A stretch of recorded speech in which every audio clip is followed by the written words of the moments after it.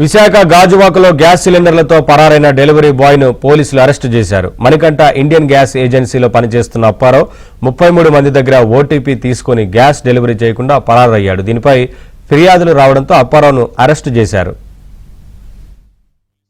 కూడా అతని మీద వాళ్ళు ఇచ్చిన రిపోర్ట్ మేరకు కేసు నమోదు చేయడం, ఇన్వెస్టిగేషన్ చేస్తే మరి అతను చేసిన మోసం ఏంటంటే ఈ కస్టమర్స్ దగ్గర వీళ్ళు ఓటీపీలు తీసుకుంటారు, కస్టమర్ దగ్గర ఓటీపీలు తీసుకుని డబ్బులు వసూలు చేస్తారు. కస్టమర్ కి డెలివరీ ఇవ్వకుండా అతను ఆ గ్యాస్ ని వేరే వాళ్ళకి ₹1000 లాభానికి అదనంగా అమ్ముతున్నట్టుగా విచారణలో తేలింది.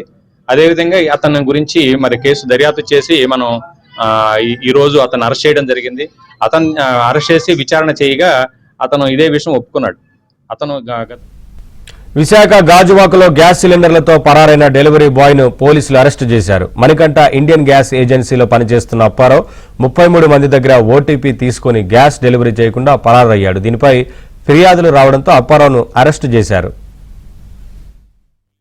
కూడా అతని మీద వాళ్ళు ఇచ్చిన రిపోర్ట్ మేరకు కేసు నమోదు చేయడం, ఇన్వెస్టిగేషన్ చేస్తే మరి అతను చేసిన మోసం ఏంటంటే ఈ కస్టమర్స్ దగ్గర వీళ్ళు ఓటీపీలు తీసుకుంటారు, కస్టమర్ దగ్గర ఓటీపీలు తీసుకుని డబ్బులు వసూలు చేస్తారు.